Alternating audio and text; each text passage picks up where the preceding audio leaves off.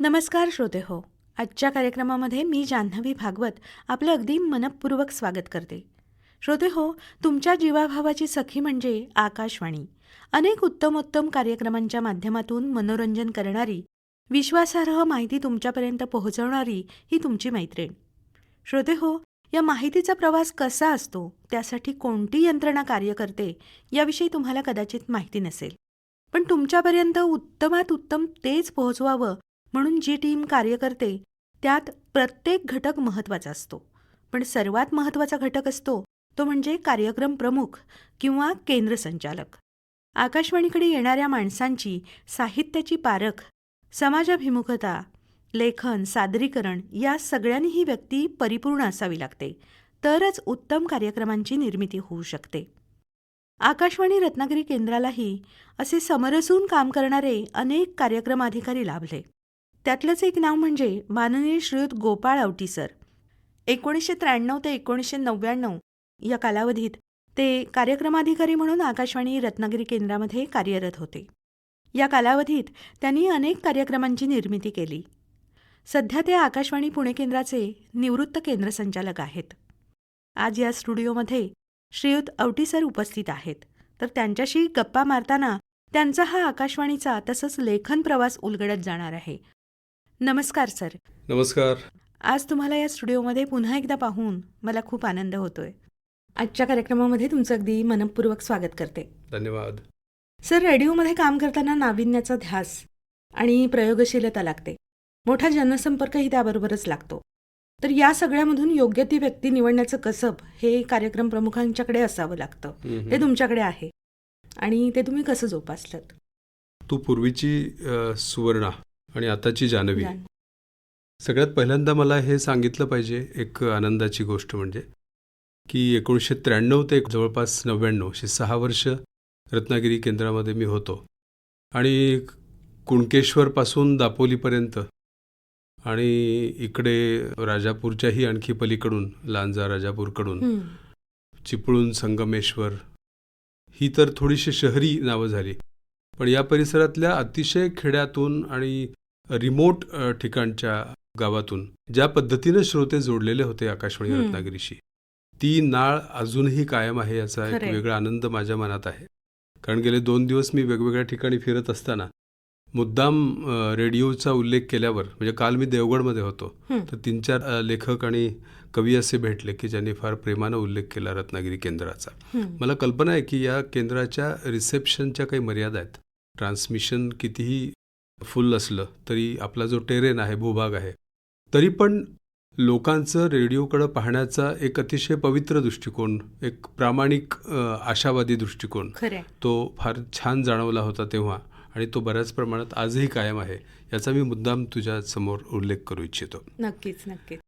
कारण श्रोता हा आत्मा आहे आपल्या रेडिओचा. श्रोता ऐकत असेल तर आपण अधिक हत्तीचं बळ आणून हे सगळं काही करू शकतो. प्रश्न जो तू विचारलास तो तसा पाहायला गेला तर फार विचार करायला लावणार आहे. एक कम्युनिकेशन एक्सपर्ट मानला जातो, कम्युनिकेशन फिलॉसॉफर जॉन होएनबर्ग. त्यानं टिळकांबद्दलच्या विश्लेषणात असं म्हटलं होतं की journalism that last is literature and literature that doesn't last is journalism. अशी पत्रकारिता जी टिकते ते म्हणजे साहित्य, आणि असं साहित्य जे टिकत नाही ती पत्रकारिता. बरोबर. या गमतीशीर गोष्टीचा उल्लेख यासाठी मला आठवला की माध्यमामध्ये काम करणाऱ्या माणसाला अष्टावधानी असावंच लागतं. खरोखर. मग तो जनसंपर्क असो, आपल्या जाणीवा असोत, संवेदना असोत, कार्यक्रमाच्या आशयाचा विचार करण्याची पद्धत असो, ज्याला आपण म्हणूया की सगळ्यातून थोडं थोडं घेणारा, मधमाशीसारखं म्हणूया हवं तर, पण अंतिमतः श्रोत्यांच्या आवडीचं, श्रोत्यांच्या उपयुक्ततेचं आणि श्रोत्यांना लक्षात राहणारं असं कंटेंट प्रॉडक्ट देणारा असा कार्यक्रम कर्मी या माध्यमामध्ये थोडंसं असं म्हणूया की चांगली सेवा करू शकतो. बरोबर. ही परंपरा सुद्धा रत्नागिरीला फार चांगल्या कार्यक्रम निर्मात्यांची परंपरा होती. आणि त्याच याच्यात काम करताना मग पुढं मी जेव्हा रत्नागिरीहून औरंगाबादहून खंडवा, नाशिक, मुंबई असा प्रवास करीत करीत गेल्या ऑगस्टमध्ये 21 निवृत्त झालो. हे सगळं करताना मुळात जर्नलिझमचं एक स्पिरिट मनामधलं महाराष्ट्र टाइम्स, मराठवाडा या अतिशय अग्रगण्य दैनिकामध्ये जेव्हा अनंत भालेराव आणि गोविंद तळवलकर संपादक होते तेव्हा काम करण्याची संधी मिळाली आणि तो संस्कार म्हणूया आपण. आणि त्यानंतर वेगवेगळ्या केंद्रातून काम करण्याची, कार्यक्रम निर्माण करण्याची जी संधी मिळत गेली, त्यामुळे आपल्या चांगल्या जनसंपर्काचा एक उत्तम प्रतिबिंब आपल्या कार्यक्रमात कसं आलं पाहिजे हे आपोआप घडत गेलं. बरोबर. त्याच्यासाठी काही फार वेगळे वेगळं प्रयत्न करावे लागले. करण्याची गरज लागली नाही आणि ते जनरली लाभतही नाही. तुमचं रोजचं दैनंदिनीच अशी असेल विचार करण्याची, काम करण्याची, तर आपोआप सगळ्या क्षेत्रातली मोठी माणसं मिळत जातात, ती येत जातात. आपली एकदा तळमळ असली त्यांना आणण्याची की मग होत जातं. म्हणजे मी याच स्टुडिओत मला आठवते की अनिल अवचटांना मी इथं घेऊन आलो होतो, स्नेहल भाटकरांना घेऊन आलो होतो. भाटकरांनी अनेक भेटी दिल्या, पण मी जेव्हा त्यांना इथे बोलावलं होतं त्यावेळेस कभी तन्हाईयों में भी हमारी याद आएगी हे त्यांनी हार्मोनियमवर म्हटलं. आणि तो एक जो असा थोडासा सुखद शहारे आणणारा आणि थोडासा अस्वस्थही करणारा असा जो क्षण असतो तो अनेकदा या स्टुडिओत अनुभवला, त्याची मला आठवण होते. बरं. आता तुम्ही मगाशी म्हणालात की तुम्ही मुद्रित माध्यमातही काम केलंय. मुद्रित माध्यम आणि रेडिओ हा प्रवास तुमचा कसा काय होता आणि या माध्यमांनी नेमकं तुम्हाला काय दिलं? बरंचसं उत्तर तुम्ही आता दिलंच आहात, तरी पण या दोघांच्यातला फरक आपण बघताना तुम्हाला काय मिळालं? 2-3 पातळीवर फरक आहे. एक तर ज्याला आपण म्हणूया की इंटेन्शन, तुमच्या अस्तित्वाचा जो हेतू आहे त्यामध्येच थोड्याशा वेगवेगळ्या छटा आहेत. आकाशवाणीला लोकशिक्षण घडवायचं आहे, लोकांचं मनोरंजन करायचं आहे, लोकांना माहिती द्यायची आहे, पण कुठलंही राजकीय कंटेंट घेऊन आकाशवाणीचा अट्टाहास नाही आहे. म्हणजे आपल्याकडे न्यूज कंटेंट पुष्कळसा पॉलिटिकल असतो, न्यूज ॲनालिसिस पुष्कळसं राजकीय संदर्भात असतं, सामाजिक संदर्भात असतं, पण मूळचा जो गाभा वृत्तपत्रांचा आहे आणि आपला आहे त्याच्यामध्ये ही एक महत्त्वाची छटा मला जाणवत राहते की वेगवेगळ्या अंगांनी ज्या सामर्थ्यानं आकाशवाणी लोकांचं मनोरंजन करते, लोकांना अतिशय अभिरुचीचे आणि शांततेचे क्षण देते. बरोबर. लोकांना फार अस्वस्थ करण्याच्या भानगडीत पडत नाही. म्हणजे आपला कंटेंट हा जरी सामाजिक असला तरी तो लोकशिक्षणाच्या अंगानं जाणारा आहे. बरोबर. तो त्यांना प्रेरित करणारा, त्यांना थोडासा विचार करायला लावणारा, आपल्या परंपरेविषयी, आपल्या वेगवेगळ्या आंदोलनांविषयी, आपल्या सामाजिक चळवळींविषयी, ज्या कुरीती आहेत त्या दूर करण्याविषयी असा विचार करायला लावणार आहे. पण कुठंतरी मतांवर प्रभाव टाकणं हे निगेटिव्हली आपल्याकडे जाणवत नाही आकाशवाणीमध्ये. जे चांगलं आहे ते लोकांपर्यंत पोहोचवण्याचा आपला सतत प्रयत्न असतो. आणि पत्रकारितेमध्ये कसं आहे की एक फार इन्व्हेस्टिगेटिव्ह आणि बोल्ड स्टेप घेता येते, भूमिकाच तशी घेता येते. आपल्याला सुद्धा पुष्कळ, म्हणजे मलाच आठवतंय की बाळासाहेब देवरासांपासून शरद जोशींपर्यंत आणि दुर्गा भागवतांपासून ते अगदी मेधा पाटकरपर्यंत, बाबा आमटेंपर्यंत सगळी माणसं आकाशवाणीत येऊ शकली. माझ्या वैयक्तिकच अशा आठवणी आहेत की या सर्वांना आणताना एक प्रकारचं दडपण मनामध्ये की यांना जे बोलायचंय ते आपल्याला तर बोलू द्यायचंय, पण त्यांचा आशय फार कुठंतरी आपल्याला शह देणारा असला आपल्या कंटेंटमधल्या, या अर्थानं की जे आकाशवाणीला कदाचित मांडायचं अडचणीचं वाटू शकतं. पण असं कुठेही घडलं नाही आणि या अर्थानं ते घडत नाही की ती माणसंही फार उच्च समज असलेली असतात. त्यांना सुद्धा एक असा कंटेंट द्यायचा असतो समाजापुढे की जो मुळात समाजात काही बदल करणं आवश्यक आहे त्या संदर्भात असतो, समाजाच्या काही वैचारिक आणि आध्यात्मिक आणि आपण ज्याला असं म्हणूया की वर्तणुकीतल्या परिवर्तनाबद्दलचा असतो. म्हणजे थोडक्यात आदर्शवत असणारा असा असतो. करेक्ट. आणि त्यामुळं फार पॉइंट ऑफ क्लॅश आपल्याकडच्या कंटेंट्समध्ये नसतात. आणि पत्रकारितेमध्ये अलीकडं जे एक मोठं परिवर्तन आहे की श्रीमंत उद्योगपतींची वृत्तपत्र आहेत, राजकीय मतांमध्ये आग्रही असणाऱ्या नेत्यांची वृत्तपत्र आहेत. तुम्हाला अशा पद्धतीचं प्रतिबिंब किंवा रिफ्लेक्शन हे आकाशवाणीत कधी जाणवणार नाही. आणि मग ते या अर्थानं चांगलं असतं की श्रोत्याला आपापली मतं स्वतंत्रपणे डेव्हलप करण्याची संधी असते, तो आपला फायदा घेतो, पण तो फार त्याच्यामुळे प्रभावित होत नाही. आणि मला असं वाटतं की सोशल डेमोक्रेटिक ज्याला वातावरण म्हणतो त्याच्यामध्ये रेडिओ फार त्या अर्थानं फार छान भूमिका पार पाडतो. म्हणजे दोघांची तुलना करता तुम्हाला कोणतं काम आवडलं जास्त, आकाशवाणीचं की? दोघांच्याही फार सुंदर शक्ती आहेत आपापल्या, आणि प्रत्येक माध्यमाचीच म्हणून शक्ती असते. तुम्ही जेव्हा तिथं काम करता तेव्हा तो बदल तुमच्यात थोडाफार करून घ्यावा लागतो. तो मला असं वाटतं की सहज जमला पण दोन्ही ठिकाणचं काम अतिशय सुंदर होतं. हं. मला असं आठवतं की महाराष्ट्र टाइम्सच्या रविवार पुरवण्या असोत, इतर साहित्य पुरवण्या असोत, कुसुमाग्रजांपासून डॉक्टर श्रीराम लागूंपर्यंत सगळ्यांना भेटणं, त्यांच्याकडून काही करून घेणं, लिहून घेणं, आठवणी त्यांच्या रेकॉर्ड करणं, म्हणजे आणि त्याचं ट्रान्स्क्रिप्शन नंतर वृत्तपत्रांसाठी वापरणं, बरोबर. हेही तिथं घडत होतं. आणि हं. तेच वेगळ्या धर्तीनं नंतर आकाशवाणीत आल्यानंतर इथंही घडत होतं. हं. त्यामुळे दोघांची तुलना मी फार मनामध्ये कधी करत नाही, कारण दोघांचंही सामर्थ्य वापरणारा हा जर त्या पद्धतीने वापरत असेल तर दोन्हीतून अतिशय आशावादी काम करता येतं, सकस निर्मिती करता येते, आणि ज्याला आपण म्हणू की समाधान देणारा कंटेंट हा निर्माण करणं शक्य होतं. नक्कीच. आता तुम्ही वेगवेगळ्या स्टेशन्सवर म्हणजे हम्म. आकाशवाणीच्या केंद्रावर तुम्ही वेगवेगळ्या काम केलेलं आहे. 9 केंद्रांवर. म्हणजे जळगाव, नाशिक, औरंगाबाद, रत्नागिरी, खंडवा वगैरे. हम्म. तर या सगळ्या ठिकाणची भौगोलिक परिस्थिती, सामाजिक परिस्थिती आणि सांस्कृतिक परिस्थिती हम्म. या सगळ्यात फरक होता. तर एका स्टेशनहून दुसऱ्या स्टेशनमध्ये जाताना तुम्हाला तिथल्या परिस्थितीशी कसं जमवावं लागलं, किंवा म्हणजे त्याचा परिणाम काय झाला तुमच्या लेखनावर किंवा एकंदरीतच सगळ्या कार्यक्रम निर्मितीवर?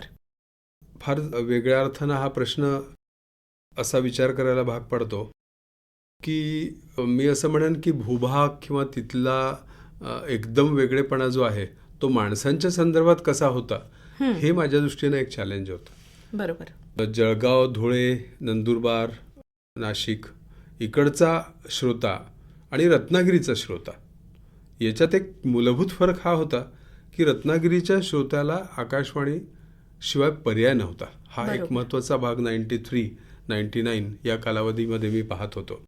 आणि असा पर्याय नसणं म्हणून फक्त आपण आकाशवाणीवरून जे ऐकतो तेच असंही त्याला वाटत नव्हतं, कारण वृत्तपत्रांचंही तेवढं सामर्थ्य त्या होतंच. काळात होतं, किंबहुना जास्त होतं, कारण वृत्तपत्र फार मोठ्या संख्येनं डेव्हलप होती. त्या तुलनेमध्ये आकाशवाणीची संख्यात्मक वाढ ही तेवढी नव्हती. हं. बरेचदा काय होतं की या ठिकाणी कार्यक्रम प्रमुख म्हणून काम करताना त्यावेळेस कार्यक्रम सल्लागार समित्या असायच्या. हं. आज तेवढा त्या सक्रिय आहेत का नाहीत मला फार कल्पना नाही आहे, पण या सल्लागार समित्यांमध्ये कृषीविषयक, औद्योगिक विषयक, साहित्यविषयक, नाट्यविषयक, आरोग्यविषयक आणि आपण ज्याला म्हणू की तिथल्या प्रदेशाशी निगडीत काही वैशिष्ट्यांविषयी काम करणारे, काही स्थानिक स्वराज्य संस्था असतील, काही नॉन गव्हर्नमेंटल एजन्सीज असतील, NGOs, या सगळ्यांचा आशय काही अपेक्षित असायचा. त्यामुळे ही सगळी मंडळी 3 महिन्यांनी एकत्र जमून, कदाचित तुलाही आठवत असेल की आपल्या आकाशवाणी रत्नागिरीच्या सुद्धा सल्लागार समितीवर डॉक्टर कद्रेकरांसारखी माणसं होती, शिवरामानंद लुकतुकेंसारखे होते, डॉक्टर भीम शिंदेसारखी माणसं होती. तर या सगळ्यांचा मुळातच या भागावर असलेलं नितांत प्रेम आणि या भागाच्या विकासाबद्दल असलेल्या त्यांच्या अतिशय ठाम अशा अपेक्षा, बरोबर. आणि त्या नुसत्याच अपेक्षा नाही तर त्याच्यासाठी उत्तम काम करण्याचं, कॉन्ट्रीब्युशन करण्याचं स्वतःची त्यांची पात्रता, ह्या सगळ्यांचा विचार करता त्यांच्या अपेक्षांचा भाग आहे तो अतिशय सहजपणे, तितक्याच ठामपणे प्लॅनिंग करून सांभाळणं हे त्यावेळच्या कार्यक्रम प्रमुखांपुढचं, कार्यक्रमकर्मींसमोरचं मोठं आव्हान असायचं.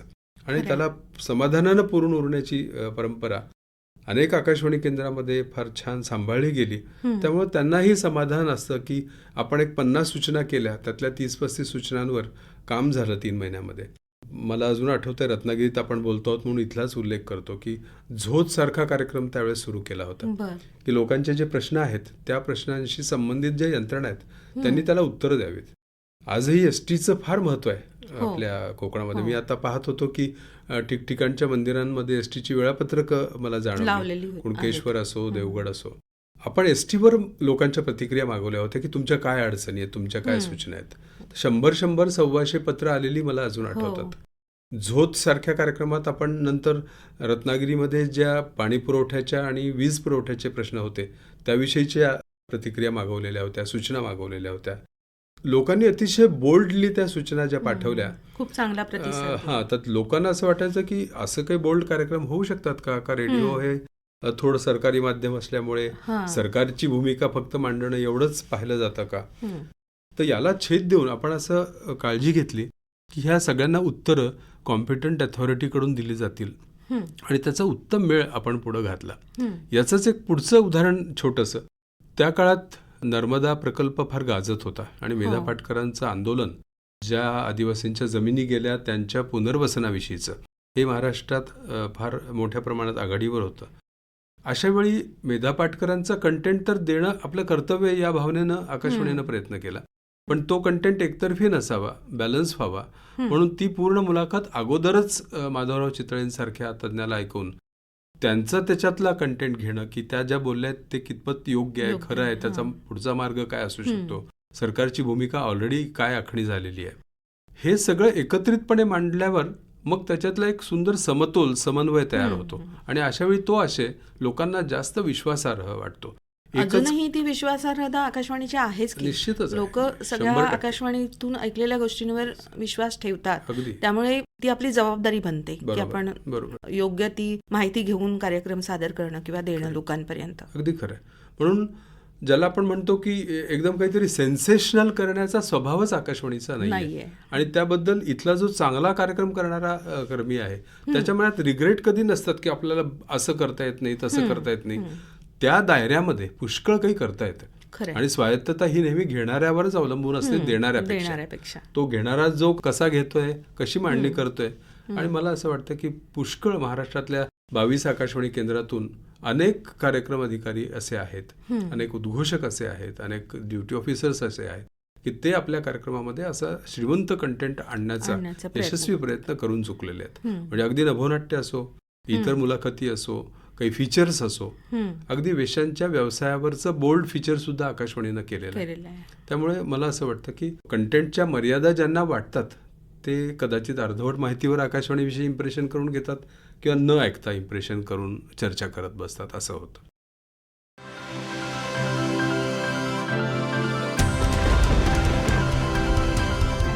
श्रोते हो, कार्यक्रम आपण ऐकताय इंद्रधनुष्य आणि या कार्यक्रमाचं प्रसारण सुरू आहे आकाशवाणीच्या रत्नागिरी केंद्रावरून.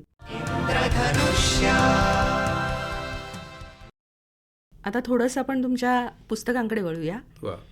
सलाम वर्दी, सृजन संवाद भाग 1 आणि 2 आणि निळ्या सरोवराच्या काठी हा तुमचा कविता संग्रह प्रसिद्ध झालेला आहे. सलाम वर्दी आणि सृजन संवाद साधारणपणे समान असलेलीच पुस्तकं आहेत की तुम्ही ज्या मुलाखती घेतल्यात तर त्यांची ती नंतर पुस्तकं झालेली आहेत. पण त्यातल्या सलाम वर्दीविषयी मला बोलावं असं वाटतं की एक वेगळा कंटेंट त्यामध्ये आहे. आपल्या देशाच्या संरक्षणासाठी जे लढणारे लोक आहेत, सैनिक आहेत, त्यांच्यावरती तुम्ही कार्यक्रम केलात. तर ही खूप रोमांचक गोष्ट आहे, त्याविषयी थोडंसं सांगा. न सीरत दे न सूरत दे, न इज्जत दे न अजमत दे, ऐ मेरे यारब मुझे अपने वतन पे मरने की हिम्मत दे. वा. असा एक शेर लहानपणी नेहमी ऐकायचो आम्ही आणि असं वाटायचं की आपल्या आसपासचे तरुण संरक्षण क्षेत्रात जातात, मोठं काम करतात, शौर्यचक्रपर्यंत आपलं कर्तबगारी दाखवतात, वीरचक्र मिळवतात. या सगळ्यांचे अनुभव नेमके काय असतात, हे सगळं ही सगळी मंडळी काय सांगू इच्छितात. 30-32 वर्ष ती सीमेवर असतात किंवा अतिशय बर्निंग अशा क्षेत्रामध्ये असतात. त्यांच्या मनात नेमकं काय चालू असतं हे सगळं कुठंतरी जाणून घ्यायची फार उत्सुकता लहानपणापासून होती. त्या सलामवर्दीच्या प्रस्तावनेमध्ये मी हे सगळं मांडलेलं आहे की आमच्या शेजारी एक कुटुंब होतं आणि तिथला एक लष्करी अधिकारी एक दिवस अचानक त्याचा मृतदेह आला.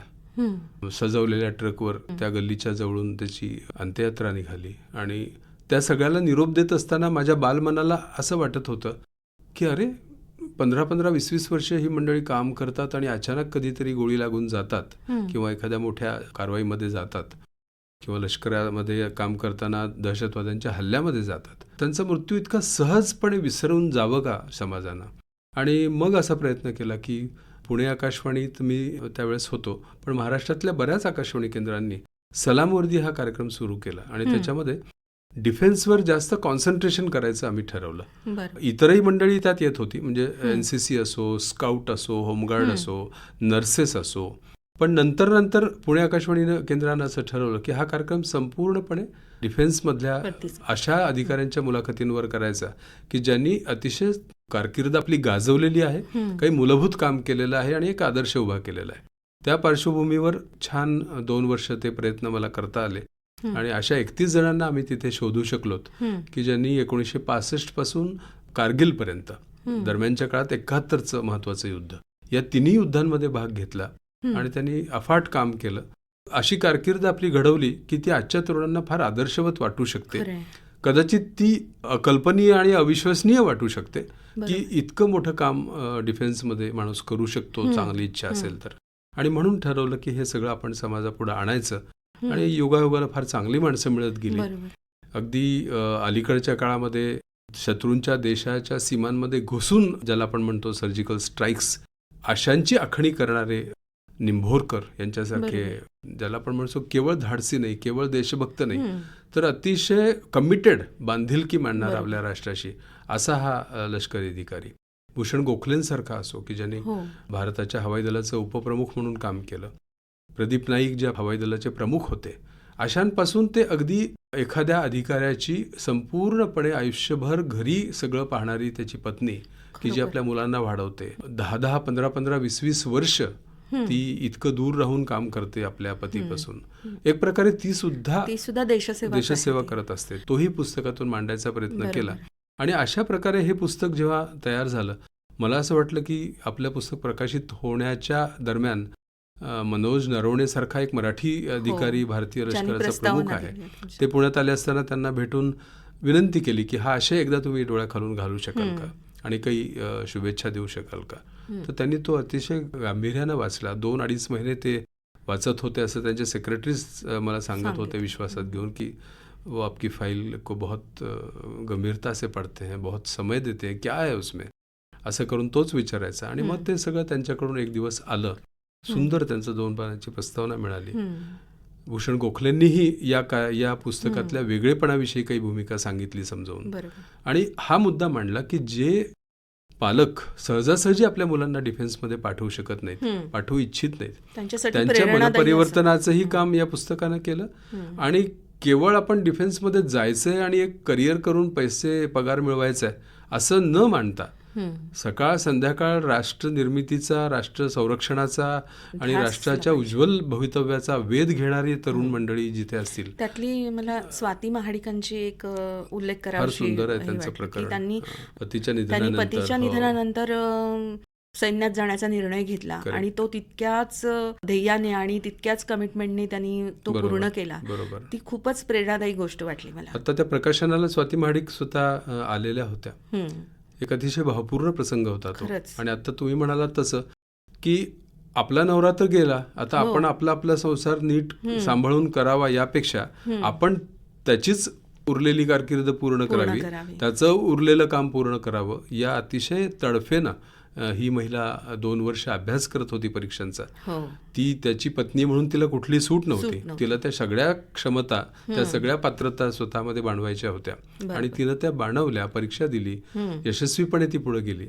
आणि आपण ज्याला म्हणू की आजच्या तरुणींपुढचंच नव्हे तर आजच्या एकूणच तरुण पिढी पुढचं आदर्श असं काम तिनं उभं. आणि त्या तर शिक्षकी पेशातल्या स्त्री होती आणि त्यांनी या सर्व्हिसमध्ये जाणं आणि तितक्याच त्या हिमतीनं पास होणं, सगळ्या गोष्टी, अगदी बरोबर, याला प्रेरणेशिवाय दुसरं काहीच म्हणू शकत नाही. आणि म्हणून तळमळ ही होती जी नरवणेंनी त्या पुस्तकामध्ये शुभेच्छांमध्ये मांडली की आपल्या देशाविषयी आपलं काहीतरी देणं लागतं. हा संस्कार लहानपणापासून गांभीर्यानं आपल्यामध्ये मुरवला पाहिजे.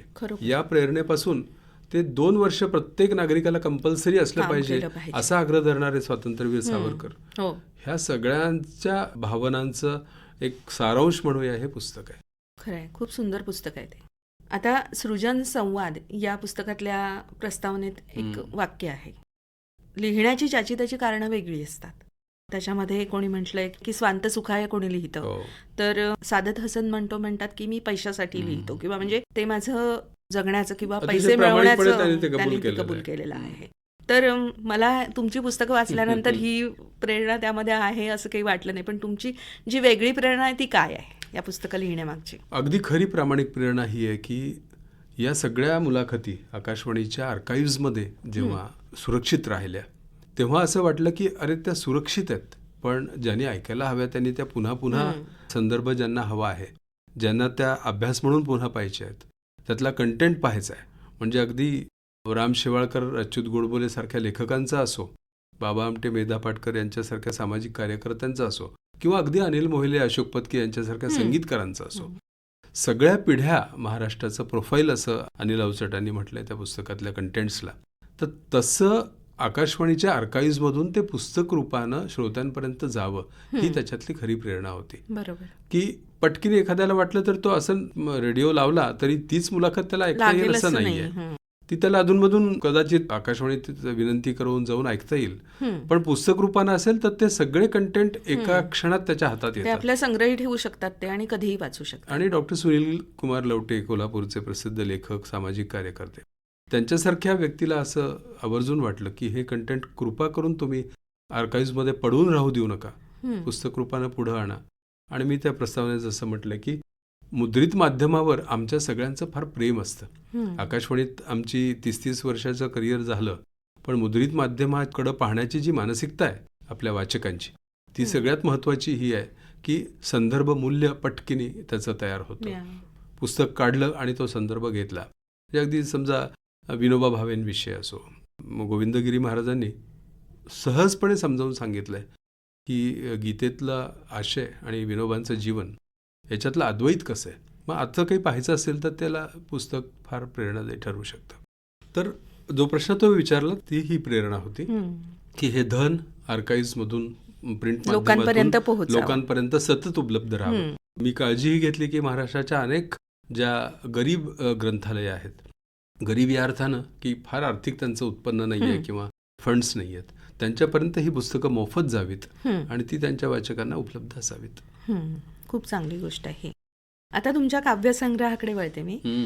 प्रत्येक स्त्रीला आपला जोडीदार आपल्यावर प्रेम करणारा असावा असं नेहमीच वाटतं, पण पत्नीच्या भावछटा निरखणारा तो असला, तिच्याशी समरसून जगणारा तो असला तर खऱ्या अर्थाने तो तिचा सखा होतो. हा सहचर सखा या काव्यसंग्रहात सतत व्यक्त होताना मला दिसला. तर नात्यातली गोडी, आदर आणि सन्मान ठेवणाऱ्या या अनमोल ठेव्याविषयी तुम्ही थोडंसं सांगा. माझे एक मित्र आहेत खंडव्याचे. खंडव्याच्या साहित्य क्षेत्रात मोठं नाव आहे त्यांचं, म्हणजे मध्य प्रदेशच्याच एकंदर. गोविंद गुंजन अतिशय कसदार लिहितात. त्यांनी एका ठिकाणी असं म्हटलंय की कविता आदमी को जीवन से प्यार करने की प्रेरणा तो देती है, लेकिन जीवन से प्यार पाने की पात्रता भी देती है. जीवनाकडून प्रेम मिळवण्याची पात्रता ही कविता देते आणि जीवनावर प्रेम करायला कविता शिकवते. बरोबर. आणि हे अगदी खरं जर असेल तर या मार्गावर सहजीवनाचा उत्तम जो आपला साथीदार आहे त्याची भूमिका फार महत्त्वाची आहे. खरंय. आणि माझ्यासारख्या अनेकांच्या बद्दल ती अशी असते की एखादा सरकारी अधिकारी असेल, कोणी नोकर असेल, तो बदल्यांपायी सगळीकडे हिंडत असतो. 30-35 वर्षाच्या कालखंडामध्ये 7-8 बदल्या म्हणजे 7-8 शहरं, 7-8 ठिकाणच्या संस्कृती, 7-8 ठिकाणची माणसं, 7-8 ठिकाणचा एक मित्रपरिवार, हे सतत जोडणं आणि तुटण्याची प्रक्रिया होते. अशा वेळी साथीदारानं दिलेली साथ मला फार मोलाची वाटली. आणि केवळ बदल्यांच्या संदर्भात नव्हे तर एकूणच जगणं समजण्याच्या संदर्भात, जगण्यातला कस, जगण्यातली एक अभिरुची, ह्या सगळ्याबद्दलची वाटचाल करताना जिची सोबत मिळते, साथ मिळते, अशी पत्नी, मला असं वाटतं की हे जे जीवनातलं अद्वैत आहे सहजीवनातलं, ते अनुभवताना ते मांडणं आणि ते लोकांपर्यंत या अर्थानं पोहोचवणं की कधी कधी वाटतं की इतकी कुटुंब व्यवस्था तुटते आहे, विवाह व्यवस्था तुटते आहे, त्याला सुरुंग लागतात. पुण्यासारख्या ठिकाणी शेकडो लोक रांगेत आहेत घटस्फोटांच्या. तर अशा वेळी मला असं वाटतं की कवितेतून हा जो अनुभव, जीवनानुभव मांडायची इच्छा आहे, ती मला असं वाटतं की निळ्या सरोवराच्या काठाशी या कवितेतून मांडायचा मी प्रयत्न केला.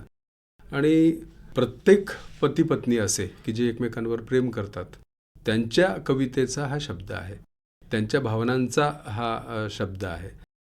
तर हे सहजीवन नीट मांडलं जाणं हे अनेक कवींनी केलं, मी काही पहिल्यांदाच केलं अशातला भाग नाही. पण माझ्या मनामध्ये एक होतं की चांगल्या साथीदारांची अनेक पुस्तकं मराठीमध्ये आली. महिलांची आत्मचरित्र वाचकांच्या सेवेत दाखल झाली. म्हणजे अगदी आहे मनोहर तरी पासून, मल्लिका अमर शेखचं मला उद्ध्वस्त व्हायचे पासून, ते अगदी भंवरलाल जैन यांच्या ती आणि मी पर्यंत सहजीवनाचे जे अनेक पदर आहेत या पुस्तकांमधून. मला असं वाटतं की उत्तम सहजीवनाचा मार्ग दाखवणारे जे प्रसंग तुम्हाला प्रक्रियेतच शिकवतात, काहीतरी त्या प्रवासातच तुमची साथ करतात, ते जर आपल्यात मुरले असतील, झिरपले असतील, तर त्याचा एक सुंदर पाझर श्रोत्यांपर्यंत पोहोचवणं आणि त्यातून हे मांडण्याचा प्रयत्न करणं की सुंदर सहजीवन हे फार ताकद देतं. एकमेकांना समजून घेण्याच्या प्रक्रियेमध्ये तुम्ही जीवनच समजून घेत असता आणि ते सगळे सुंदर क्षण अशा पद्धतीनं जीवनाची एक उदात्तता तुम्हाला सांगत असतात. बरोबर. म्हणून ते शेअर केले पाहिजेत. म्हणून ठरवलं की ह्या कविता मांडायच्या. संकोच होता सुरुवातीला, पण ते करता आलं. त्यात सुद्धा प्रदीप निफाडकर सारखा कवी मित्र त्यानं फार छान एक पॉइंट ऑफ व्ह्यू मांडायचा प्रयत्न केला त्या कवितेविषयी. त्यांना ही कविता ठुमरीसारखी वाटते की ती पुन्हा पुन्हा एका अशा ध्रुवपदावर येते की जिथे प्रेम आहे, विरह आहे, तळमळ आहे, एक सुंदर अंतःप्रवाह आहे जीवनाचा. आणि मला असं वाटतं की हा एक छान अनुभव आहे आणि तो प्रत्येकानं घेतला पाहिजे. घेतला असेल तर तो मांडला पाहिजे. बरोबर. या पुस्तकातच म्हटलंय की पुष्कळ जण प्रेम करतातच, एखादा मांडतो माझ्यासारखा, आणि म्हणून तसा तो प्रयत्न होता. म्हणून ते कसं सलग काव्य झालंय तुमचं, वेगवेगळ्या प्रकारचं असलं तरी. हे झालं तुमच्या लेखनाविषयी, पण एकंदरीतच तुमच्या लेखनावर कोणाचा प्रभाव आहे की तुम्ही कोणाला आदर्श मानता? माझ्या लेखनातला कंटेंट पाहिला तर मला असं वाटतं की दोघा तिघांचा उल्लेख करावा लागेल. कवितेच्या बाबतीमध्ये आमच्या घरातच वातावरण असं होतं की माझे वडील प्राचार्य शमश्री औटी वाशीकर हे मराठवाड्यातले अतिशय जाणकार कवी होते. त्यांचे जवळपास 7 काव्यसंग्रह प्रसिद्ध आहेत की ज्यांना दी के बेडेकरांपासून गंगाधर पानतावणेंपर्यंत आणि नरहर कुरुंदकरांपासून वसंत शहाणेपर्यंत सगळ्या मान्यवरांच्या प्रस्तावना आहेत. त्यांनी त्या प्रस्तावना केवळ उपचार म्हणून लिहिलेल्या नाही आहेत. ते कवितेतलं जे चांगलेपण असतं, रसज्ञपण असतं, ते ॲप्रिशिएट केलेलं आहे. आणि असा एक सुंदर उल्लेख नसलेला दावा की वडील शिक्षक होते. एका कर्तृत्वान आणि एका ध्येयानं प्रेरित शिक्षकाच्या मनामध्ये जीवनाविषयी किती नम्रता असते, काय तळमळ असते मुलांविषयी, विद्यार्थ्यांविषयी, हे सगळं मी फार जवळून पाहत होतो.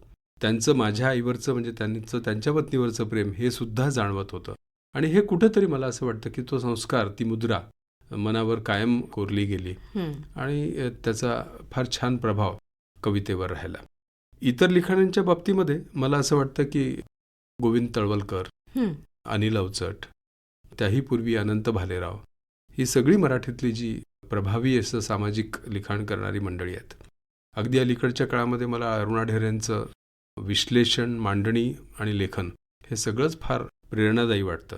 आणि हे यासाठी प्रेरणादायी वाटतं की जीवनाचा सर्वांगानं शोध घेणं आणि तो शोध घेत असताना आपली एक रसज्ञतेची भूमिका, एक गुणग्राहकतेची भूमिका आपल्यामध्ये ठेवणं आणि सगळ्यात महत्त्वाचं म्हणजे आपल्याला जे मांडायचं ते टू द पॉईंट मांडण्याचा प्रयत्न करणं. म्हणजे अगदी अच्युत गोडबोलेंची मुलाखत असो, राम शेवाळकरांची असो, मला असं आठवतं की त्यांच्या मुलाखती घेण्यापूर्वी मी महिना त्यांच्याविषयी वाचत होतो.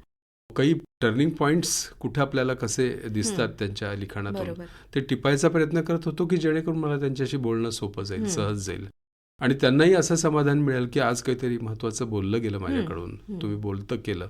आणि हे मी खूप मनापासून अनुभवलं. म्हणजे अगदी अलीकडच्या काळामध्ये भारती ठाकूर नाव ऐकलं असेल, नर्मदा परिक्रमेविषयी फार मोठं काम त्यांनी केलंच. पण मध्य प्रदेशमध्ये 4-5 मुलांना घेऊन सुरू केलेल्या शाळेला आज 1400 मुलांच्या शाळेचं स्वरूप आहे. ही माणसं कशी घडतात, कोणत्या प्रेरणेनं घडतात, कोणत्या अंतप्रेरणेनं अशी उभी राहतात, जीवनातल्या संघर्षाला असं सहजपणे कसं तोंड देतात, इतक्या नम्रतेनं तोंड देताना कुठंही आक्रोश नसतो, कुठंही चक्रस्थळी भूमिका नसते, सहजपणे समजून घेऊन त्यांची मार्गक्रमणा चालू असते. आणि मला असं वाटतं की त्या सगळ्यांची फार चांगली प्रेरणा मनावर कायम राहते. सर, यापुढे तुमची कोणती पुस्तकं अजून आम्हाला वाचायला मिळणार आहेत? जीवनावर ललित शैलीनं काही निरीक्षणं करावीत आणि ती मांडावीत असा प्रयत्न मी करतो आहे. आणि आता प्रिंट माध्यमातून पुन्हा ऑडिओ माध्यमाकडे एक प्रकारे यूट्यूब सारख्या ठिकाणी वेगवेगळ्या विषयांवर 15 एक ऑडिओ व्हिडिओज लिखाणाचा प्रयत्न केला. म्हणजे अगदी नातीगोती असतील, घर सारखा विषय असेल, भूपेन हजारिका सारखा विषय असेल, MS सुब्बलक्ष्मी सारखा विषय असेल की जो एकेकाळी माझ्या मनामध्ये खूप रुतून बसला. त्यांच्या जीवनाबद्दलची अभिरुची, त्यांच्या स्वतःच्या कामाबद्दलचं समर्पण, हे सगळं कुठेतरी यावं असा प्रयत्न होता. आणि तशा प्रकारचं लिखाण गेले 5-6 महिने मी करतो आहे. यूट्यूबवर मोठ्या प्रमाणात हे ऐकायला मिळू शकतं ज्यांना इंटरेस्ट आहे. पण या सगळ्यातून पुन्हा एकदा मला असं वाटतं की ललित शैलीनं जीवनाचा शोध घेता घेता एक संपन्नता, एक समृद्धी, एक समाधान हेच शेवटी महत्वाचं. तळाशी उरतं आणि त्याचा शोध तर शेवटी अखंड चालू असतो. मला असं वाटतं की तोच माझा एक अतिशय आनंददायी शोध आहे आणि माझ्यासारखा तो अनेकांना घ्यावासा वाटतो. मीही तसाच प्रयत्न करतोय. बरोबर, अगदी बरोबर. सर, आज तुम्ही इतक्या वर्षानंतर रत्नागिरीमध्ये आलात, या स्टुडिओमध्ये आलात. तर पूर्वी इथे तुम्ही सातत्याने रेकॉर्डिंग्स केलेली आहेत आणि आता तुम्ही निमंत्रित म्हणून आज आला आहात. तर दोन्ही मधल्या भावना कशा आहेत? म्हणजे कसं की एखादी जुनी ओळखीची वस्तू आपल्याला सापडली की जो आनंद होतो तोच तुम्हाला इथे आता जाणवतोय का? खरं म्हणजे रत्नागिरी केंद्राच्या कार्यक्रम प्रमुख श्रीनिवास जरंडीकर हे एक छान सकस अशी साहित्याची अभिरुची घेऊन काम करतात. हो. सांगलीला त्यांनी पूर्वी काम केलेलं आहे आणि तुम्ही जो प्रश्न विचारला त्या बॅकग्राऊंडवर खरं म्हणजे हीच भावना आहे फक्त की आपल्याकडे काहीतरी देण्यासारखं असेल म्हणूनच कदाचित ही संधी माझ्यापर्यंत आलेली असेल. खरं म्हणजे एकच आहे की ज्याचं त्याला मी समर्पित करतोय. आकाशवाणीनं मला दिलं आणि मीच ते एक प्रकारे श्रोत्यांना समर्पित करतोय अशी माझी भावना आहे. केवळ त्याला संदर्भ मूल्य म्हणून पुस्तक या रूपात ते पुन्हा आलं. त्यामुळे आपण समुद्राचं पाणी ओंजळीत घ्यावं, नदीचं पाणी ओंजळीत घ्यावं आणि पुन्हा ते नदीला किंवा समुद्राला अर्पण करावं. त्या आचमनाची नम्रता, आनंदाची भूमिका मनात आहे. एवढंच मला खरं म्हणजे सांगायचं. सर, तुम्ही इथे होतात तेव्हा तुमच्यासोबत मला थोडंसं काम करता आलं. ही माझ्यासाठी खूप आनंदाची गोष्ट आहे. आणि नेमकेपणा, शिस्त, काटेकोर टापटीप लेखन या सगळ्या गोष्टी तुमच्याकडून मी तेव्हा घेतल्या असं मला वाटतं थोड्याफार प्रमाणात. आजही त्या मी असोशीने पाळते. हा माझ्यासाठी खूप अनमोल ठेवा आहे. त्यासाठी मी तुमची ऋणी आहे. आणि आज आपण इथं आलात आणि इतक्या छान गप्पा मारल्यात. तुमचा लेखन प्रवास, आकाशवाणीचा प्रवास आमच्या श्रोत्यांसमोर उलगडून सांगितलात. त्याबद्दल श्रोत्यांतर्फे आणि आकाशवाणी परिवारातर्फे मी आपले आभार मानते. धन्यवाद. खूप खूप धन्यवाद. तू जस्ट उल्लेख केलास म्हणून सांगतो की नागराज मंजुळेसारखा तडफदार सिनेनिर्माता, दिग्दर्शक, सलील कुलकर्णी सारखा संगीतकार, संदीप खरेसारखा कवी आणि अगदी अलीकडं गाजत असलेला वैभव मांगलेसारखा कलाकार, हे सगळे कधी ना कधीतरी आकाशवाणीत काम करत होते. बरोबर. आणि याच्यातले बरेच जण माझ्यासोबतच होते. हो. ही भावना यासाठी मी त्याचा उल्लेख करतो की वेळोवेळी आकाशवाणीनं पॅरलल जे समाजामध्ये साहित्य चळवळ, नाट्य चळवळ, वाङ्मय चळवळ, संगीत चळवळ चालू आहे, त्या सगळ्याला सुंदर खतपाणी देण्याचं, सुंदर बळ देण्याचं काम, पाठबळ देण्याचं काम केलेलं आहे. त्यामुळं शंकर वैद्यांच्या कवितेमध्ये जसं आहे की तू प्राजक्ताची फुलं ओवीत केलीस तसा दोराच केशरी होत गेला. हे जे प्राजक्त ओवताना दोऱ्याचं केशरी पण आहे, तेच आकाशवाणीनं प्रत्येक कलाकाराच्या बाबतीमध्ये, प्रत्येक क्षेत्रातल्या मोठ्या माणसाच्या बाबतीमध्ये हे कुठे ना कुठेतरी घडवलेलं आहे. अनेकांनी त्याचा उल्लेख केला आहे. अगदी लताबाई असोत, सुधीर फडके असोत. खूप मोठी परंपरा आहे, खूप मोठं जगन्नाथाचा हा रथ आहे. कुठेतरी त्याला एकदा छोटासा हात मी लावला आणि तो पुढं सरकत राहिला रथ. मला आनंद मिळत गेला की तो माझ्यामुळे सरकतोय का काय. पण ती नम्रता माझ्या मनामध्ये या क्षणी आहे की हे सगळ्या अनेक मोठ्या लोकांचं हातबळ, पाठबळ आणि ज्याला आपण म्हणू की एक रक्ताचं नातं तयार झालं या संस्थेशी. म्हणजे या आकाशवाणी या 5 अक्षरांनी आम्हाला खूप काही बळ दिलं. ही भावना आमच्या सगळ्यांच्याच मनात आहे. या निमित्तानं पुन्हा त्याचा उल्लेख करतो आणि तुला, रत्नागिरीच्या श्रोत्यांना पुन्हा एकदा धन्यवाद देतो. Thank you very much.